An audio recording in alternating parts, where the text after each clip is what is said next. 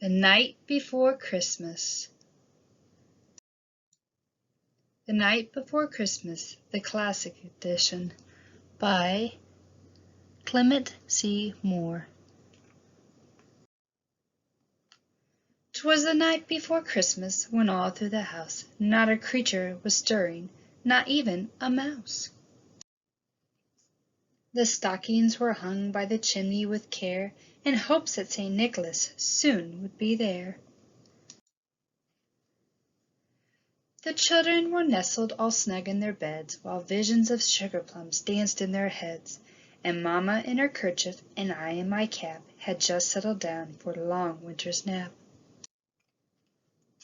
When out on the lawn there arose such a clatter, I sprang from my bed to see what was the matter. Away to the window I flew like a flash, tore open the shutters and threw up the sash. The moon on the breast of the new-fallen snow gave a lustre of midday to objects below. When what to my wondering eyes should appear but a miniature sleigh and 8 tiny reindeer. With a little old driver so lively and quick, I knew in a moment it must be St. Nick. More rapid than eagles his coursers they came, and he whistled and shouted and called them by name. Now Dasher, now Dancer, now Prancer and Vixen, on Comet, on Cupid, on Donder and Blitzen.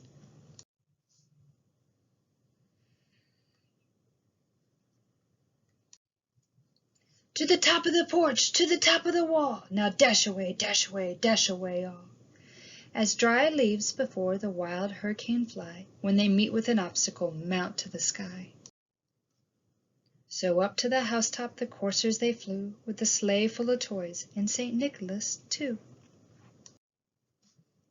And then in a twinkling I heard on the roof the prancing and pawing of each little hoof. As I drew in my head and was turning around, down the chimney St. Nicholas came with a bound.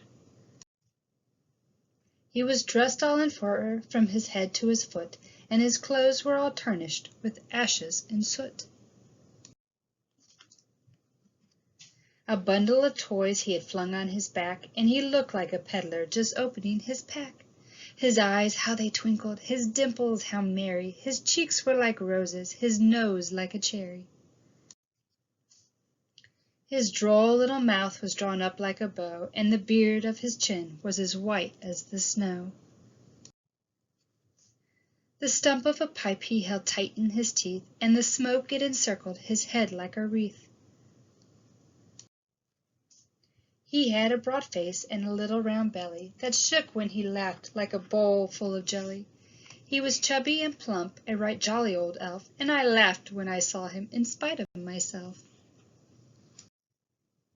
A wink of his eye and a twist of his head soon gave me to know I had nothing to dread. He spoke not a word but went straight to his work and filled all the stockings, then turned with a jerk. And laying his finger aside of his nose, and giving a nod up the chimney he rose. He sprang to his sleigh, to his team gave a whistle, and away they all flew like the down of a thistle. But I heard him exclaim, as he drove out of sight, "Merry Christmas to all, and to all a good night."